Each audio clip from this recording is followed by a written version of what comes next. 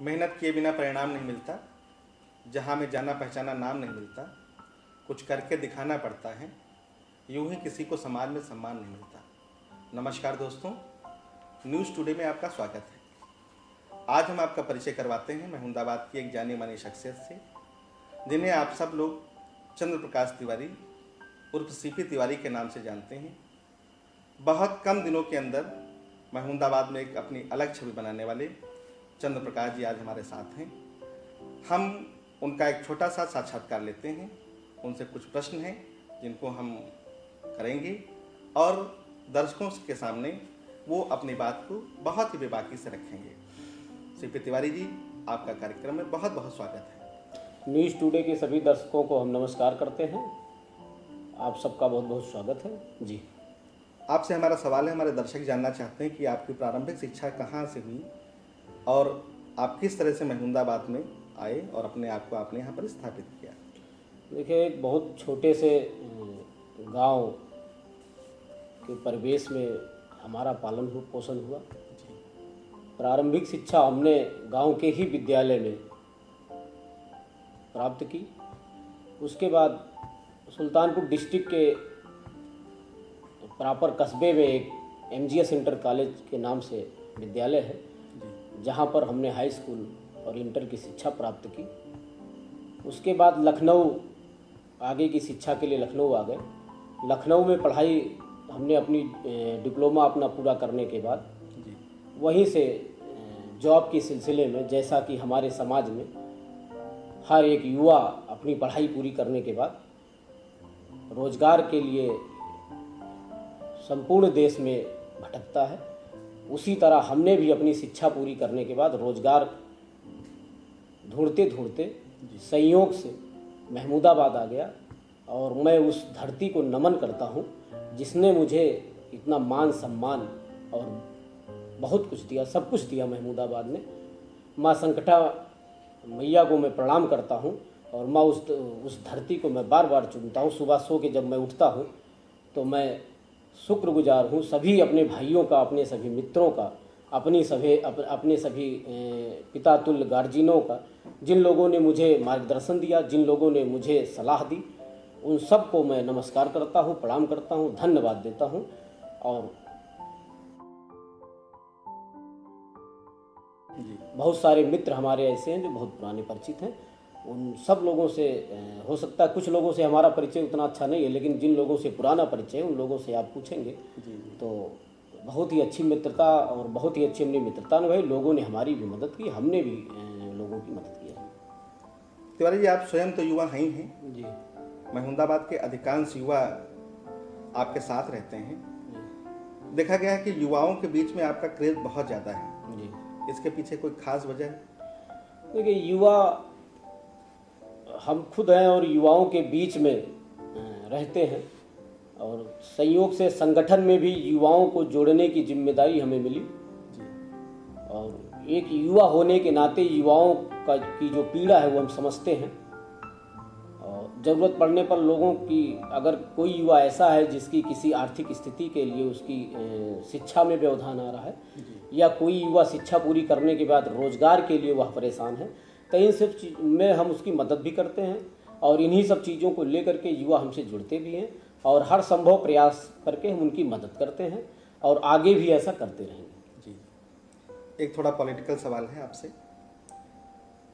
महमूदाबाद के कुछ लोगों का ऐसा आरोप है कि आप जानबूझ करके कुछ ऐसे सेंसिटिव मुद्दों को उठाते हैं जो आपकी लाइमलाइट में रहने की स्ट्रेटजी है। लोगों का आरोप है कि आप हिंदुत्व का चेहरा बनकर के उभरना चाहते हैं। क्या ये सच है या ऐसा लोगों का सिर्फ अनुमान है? देखिए, एक भी ऐसा मुद्दा नहीं है जो हमने नाजायज उठाया जी।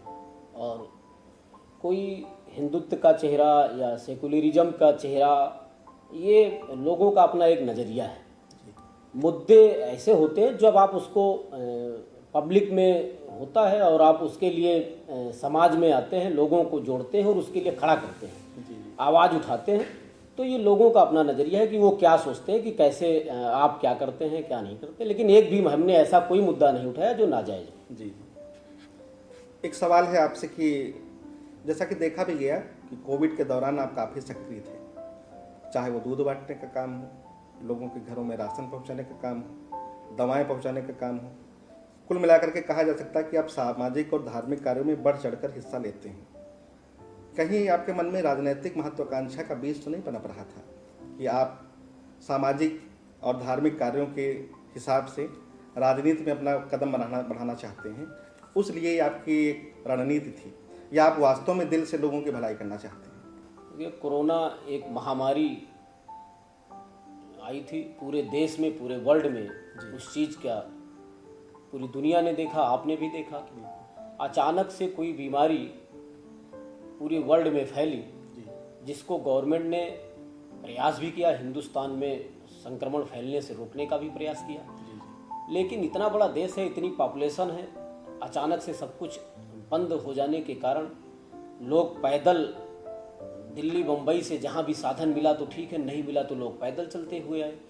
लोगों के स्लीपर घिस गए, लोगों के तलवों से ब्लड बहता था, खून बहता था, लोगों को भोजन की आवश्यकता थी, पानी की आवश्यकता थी। उस समय इंसानियत और मानवता के नाते जो करना चाहिए था वो मैंने किया और लोगों की मदद की। वो लोगों का नज़रिया है, लोग क्या सोचते हैं, कौन क्या सोचता है, ये अलग विषय है। नहीं, सही है। कोरोना काल के दौरान आपने काफ़ी मेहनत की, आपने बहुत बढ़ चढ़ के हिस्सा लिया। इसकी चर्चा भी है, क्षेत्र के लोगों के बीच में इसकी चर्चा भी है। अगला आपसे एक सवाल है हमारा कि चुनाव के दौरान, जिस समय चुनाव चल रहे थे, उस समय आप पर हमला हुआ था। उस हमले के बाद आपकी पार्टी ने क्या स्टैंड लिया था, और उस हमले के बाद से आपके राजनीतिक जीवन में क्या बदलाव आए थे? देखिए, हमले से राजनीतिक जीवन में बदलाव का कोई मायने नहीं होता है। हमला है, देखिए उनका अपना स्टैंड है। उन लोगों ने वो चुनाव हार रहे थे। क्या पार्टी आपके साथ खड़ी थी उस समय? पार्टी बिल्कुल साथ में खड़ी थी, खड़ी है, और पार्टी का हम काम कर रहे थे जी। काम करते हुए चुनाव की आखिरी रात थी, उन्होंने अपना संतुलन खोया था, वो चुनाव हार रहे थे। ऐसी स्थिति में उन्होंने जो भी हमारे ऊपर हमला किया, वो चुनाव हारने की बौखलाहट थी। उसके बाद मुकदमा दर्ज था, मुकदमे में विवेचना की गई। विवेचना में उनको जो भी धाराएं थी वो धाराएं लगी हैं। मुकदमा आज भी लिखा है, दर्ज है, चार्जशीट लगी है, चल रहा है। जी। चुनाव से संबंधित एक सवाल और है। पहला ब्लॉक चुनाव जो 2021 में हुआ, और उसके बाद अविश्वास प्रस्ताव 2022, इन दोनों चुनाव में, 2021 के चुनाव में और जो अविश्वास प्रस्ताव 2022 में हुआ, इसमें आपकी भूमिका क्या रही थी?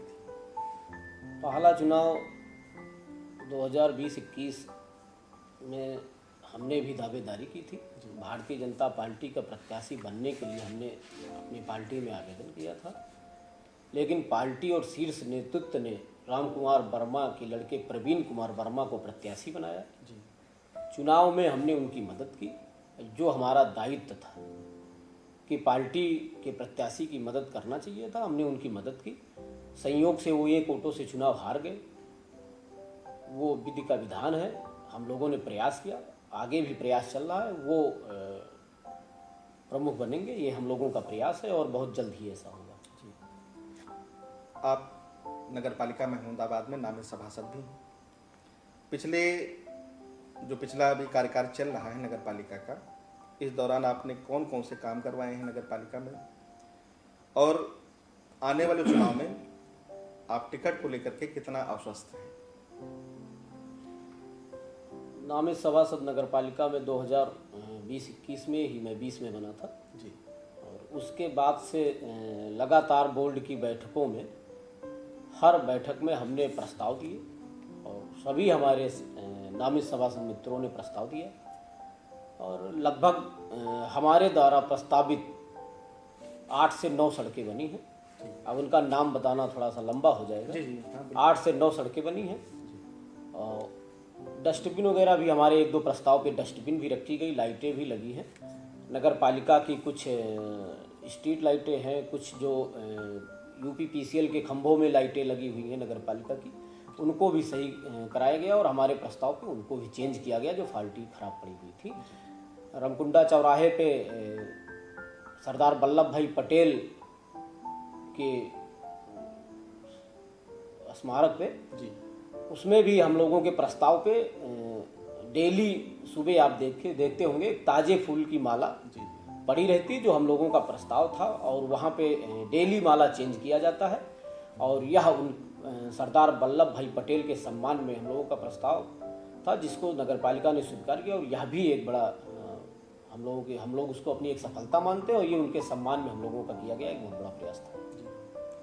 जैसा देखा गया है कि अगर आदमी बहुत जल्दी सफल होता है तो उसके विरोधी भी कम नहीं होते हैं। महमुदाबाद के जो लोग हैं वो कहीं ना कहीं आप पर आरोप लगाते हैं कि आप बाहरी हैं, और इस तरह से वो आपको कहीं ना कहीं आपकी छवि को बिगाड़ने की कोशिश करते हैं। आप बाहरी के सवाल पर उनको कैसे जवाब देना चाहेंगे कि आप बाहरी हैं कि अपने हैं? देखिए, संविधान में भी ये है जी कि 6 महीने से ज़्यादा आपका चूल्हा जिस एरिया में जल रहा है वो आप वहाँ के निवासी हैं।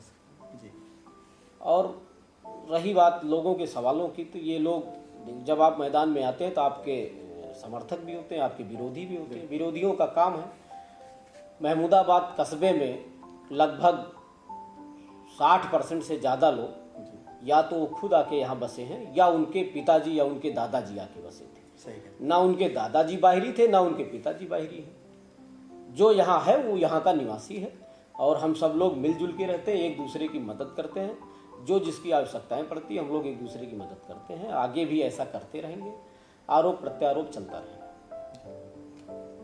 अभी देखा गया कि महमूदाबाद में दीपावली के दौरान हमारे एक व्यवसायी थे लालता प्रसाद जी, एक दुर्घटनावश उनकी दुखद मृत्यु हो गई।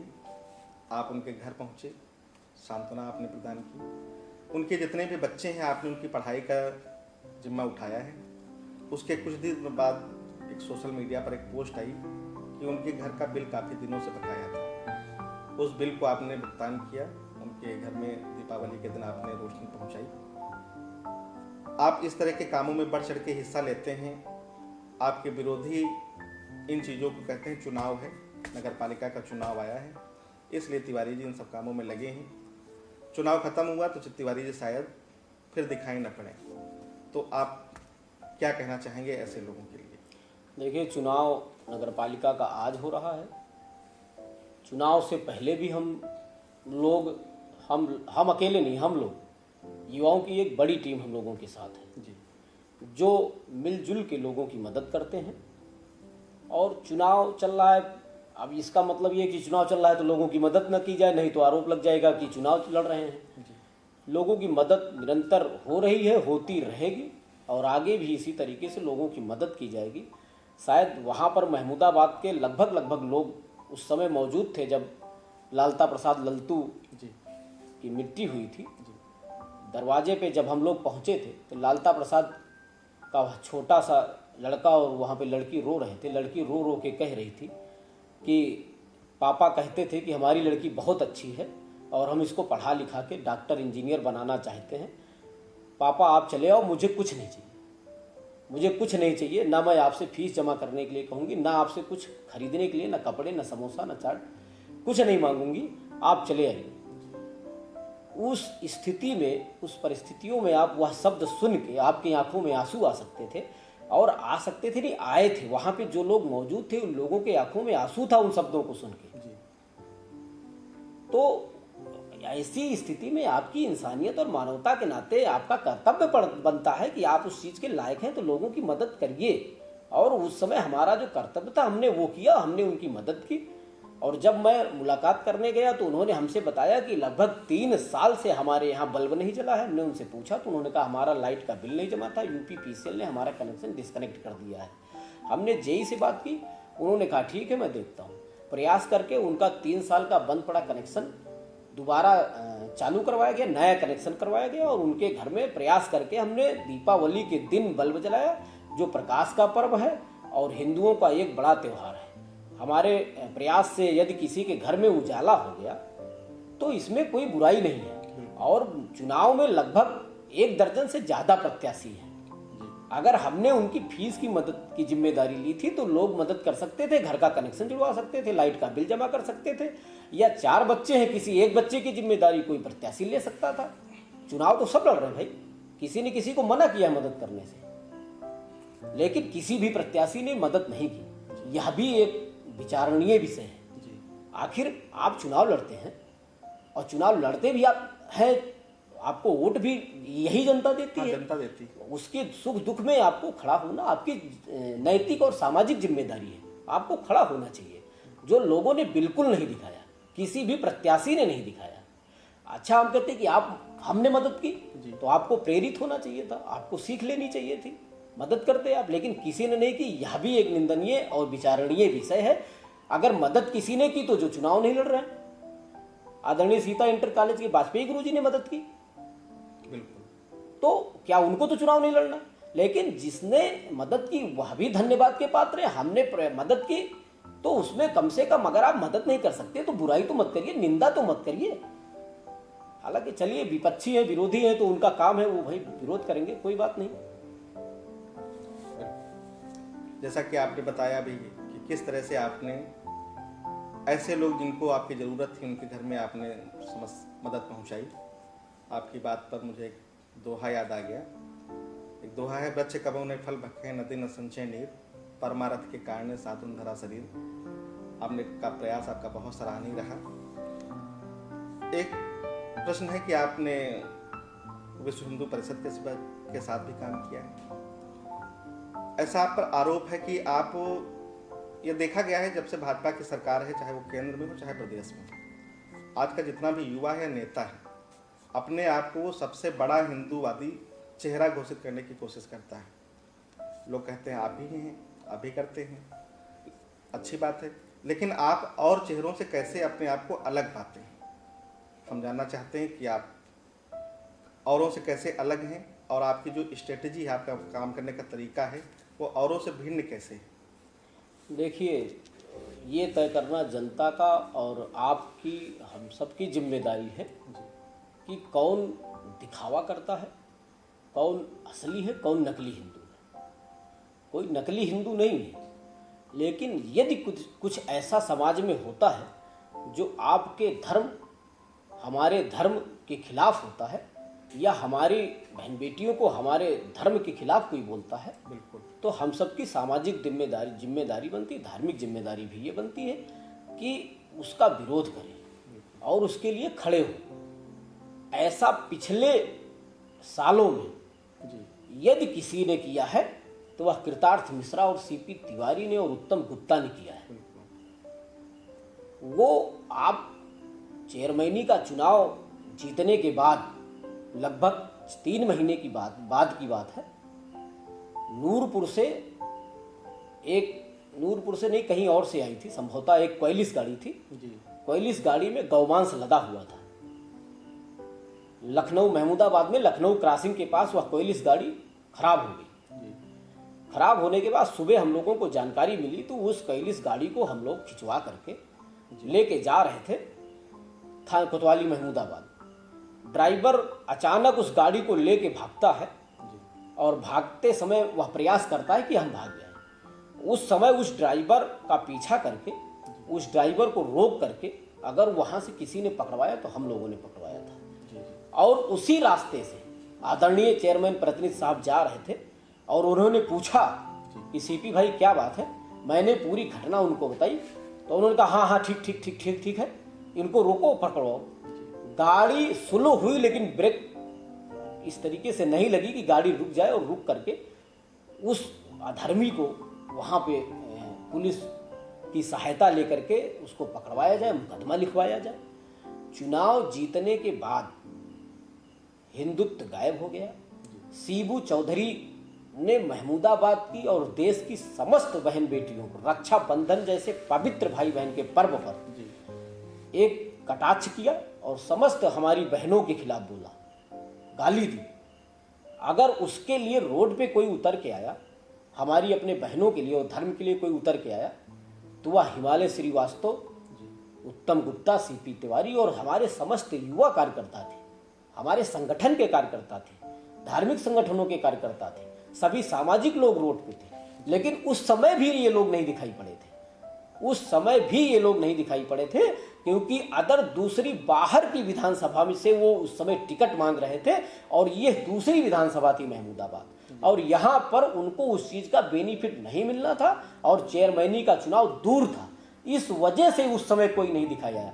तो जो व्यक्ति चुनाव के समय हिंदुत्व के मुद्दों को लेकर के आता है और हिंदुत्व की बात करता है और हिंदुओं की लड़ाई लड़ने की बात करता है और दावा करता है, वह मतलब परस्त है और मौका परस्त हिंदू अब है। यह जनता की जिम्मेदारी है, हम आपकी जिम्मेदारी है यह तय करें कि कौन व्यक्ति ऐसा है, कौन सा नेता ऐसा है, कौन सा सामाजिक कार्यकर्ता ऐसा है जो चुनाव के समय हिंदुत्व और हिंदुत्व के मुद्दों को उठाता है और आपको बरगलाने का प्रयास करता है। आपके इस जवाब पर मुझे दुष्यंत का एक शेर याद आ गया कि सिर्फ हंगामा खड़ा करना मेरा मकसद नहीं, मेरी कोशिश है कि ये सूरत बदलनी चाहिए।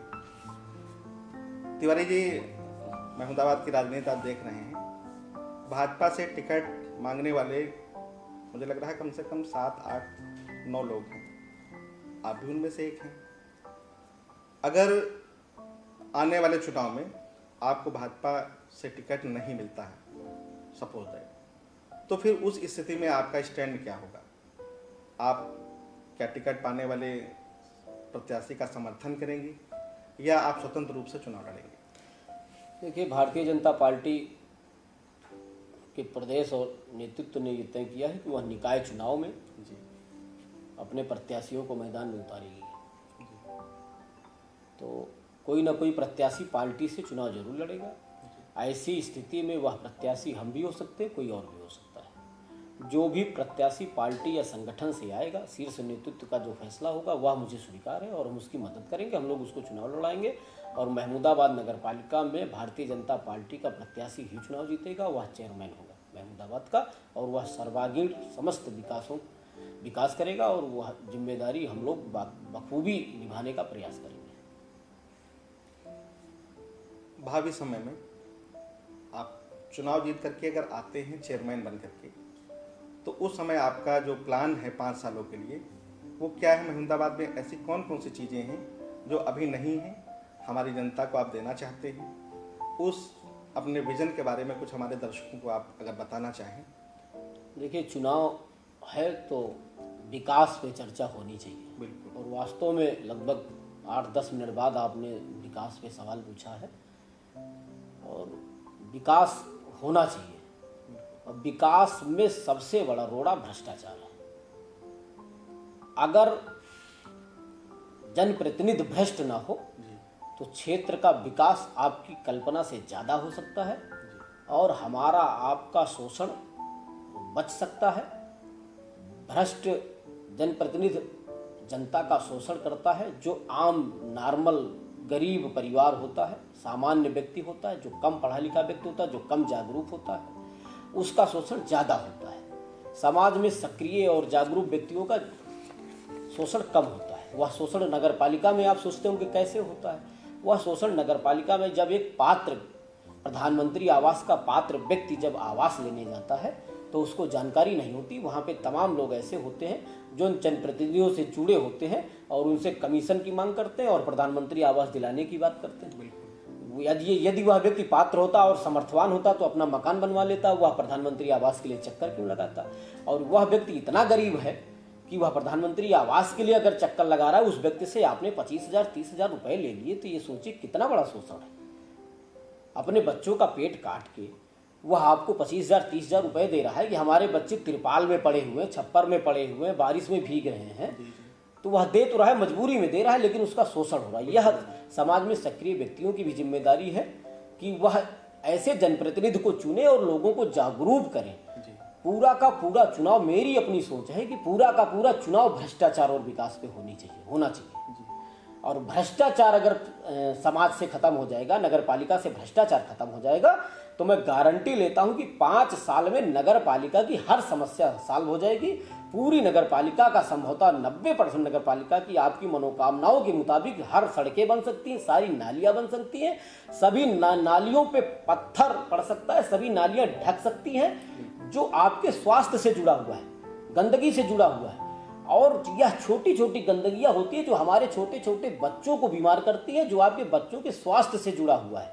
यह बीमारी जब गलियों में फैलती है तो बच्चे जल्दी उस बीमारियों से संक्रमित होते हैं जिनकी रोग प्रतिरोधक क्षमता कम होती है, वह संक्रमित होते हैं। यह आपके बच्चों के स्वास्थ्य से जुड़ा चुनाव है, यह आपके बच्चों की शिक्षा से जुड़ा हुआ चुनाव है, यह आपके मोहल्ले का चुनाव है, यह आपका व्यक्तिगत चुनाव है। यह आपको फैसला करना है कैसा जनप्रतिनिधि चुनना है। हमारी अपनी राय है कि भ्रष्टाचार और विकास पे यह चुनाव होना चाहिए। अगर भ्रष्टाचार करने वाला नेता जी मानते हैं नगर पालिका में जो भी जनप्रतिनिधि आएगा वह भ्रष्टाचार, अमूमन लोग चर्चा में कहते हैं कि भ्रष्टाचार खत्म नहीं हो सकता है, कमीशनबाजी बहुत है। कमीशनबाजी बहुत है। ये नगर पालिका के चेयरमैन की क्या औकात कि भ्रष्टाचार खत्म कर देगा। जी मैं कहता हूं कि चलो भ्रष्टाचार नगर पालिका में सिस्टम ऐसा है कि नहीं खत्म हो सकता है, लेकिन जनप्रतिनिधि यदि ईमानदार है जी वह, बेशक मैं मानता हूं कि कमीशन बिना दिए काम चलो हो सकता है, थोड़ा बहुत इधर उधर होता नहीं हो सकता है, लेकिन आप इस चीज की प्रतिज्ञा लीजिए, आप लिखित एफिडेविट जनता के बीच में दीजिए। मां संकटा मंदिर में और रामकुंड चौराहे के हनुमान मंदिर में उस एफिडेविट को रख के कसम खाइए जी कि उस कमीशन का 1 रुपया ना मैं अपने ऊपर खर्च करूंगा, ना मैं अपने परिवार के ऊपर खर्च करूंगा। उस कमीशन को मैं अपने लोगों पर, जनता के ऊपर खर्च करूंगा। यकीन मानिए कि पूरे 5 साल में नगर पालिका में अगर जोड़ा जाए तो एक चेयरमैन अमूमन लगभग 10 करोड़ रुपए मिनिमम कमीशन लेता है। अगर वह 10 करोड़ रुपए डिवाइड किया जाए तो हमको लगता है कि इस समय राष्ट्रवादी नहीं, वो राष्ट्रवादी सोच रखने वाला, देखिए कमीशन का जो पैसा होता है वह आप सड़कों में नहीं लगा सकते हैं क्योंकि उसका टेंडर होता है। आप खुद के कमीशन का लिए हुए पैसे का कौन सा टेंडर आप निकालेंगे, लेकिन वह ऐसे लोगों की आप मदद कर सकते हैं, आपकी नीयत है जो जरूरतमंद है। तो जरूरतमंद लोग हैं, बहुत से ऐसे परिवार हैं जिनके जो अनाथ हो गए हैं, जिनके पिता किसी बीमारी से ग्रसित होकर खत्म हो गए, बच्चों की शिक्षा छूट गई है, वह हम और आप उसका फैसला कर सकते हैं कि इस बच्चे की फीस में यह पैसा लगेगा। बहुत सारे परिवार ऐसे हैं जो बेरोजगार है, भूखे मर रहे हैं, एक्सीडेंट हो गया, वह अपने घर का अकेला कमाने वाला व्यक्ति था, एक्सीडेंट हो गया, उसके पास इलाज के लिए भी पैसा नहीं है, वह बैटरी रिक्शा चलाता है, ऑटो रिक्शा चलाता है, वह एक्सीडेंट हो गया तो इलाज में उसके पैसा लग सकता है, वह फिर से अपने परिवार को खिला पिला सकता है, शिक्षा दिला सकता है, वह अपने पैरों पे खड़ा हो सकता है। इस तरीके से अगर पर हेड उसका कैलकुलेशन एक दिन बैठ के किया गया था, हम लोग आपस में कर रहे थे कि अगर जोड़ा जाए तो पर व्यक्ति 1000 रुपए पर मंथ हुआ आता है, पर मंथ 1000 रुपए प्रति व्यक्ति उसका आता है।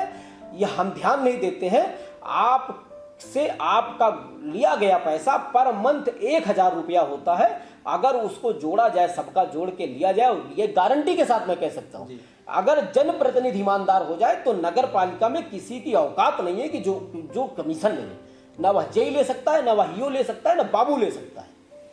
अगर वह जोड़ा जाए तो पर हेड 1000 रुपया हो सकता है, जो आप में वितरित हो सकता है।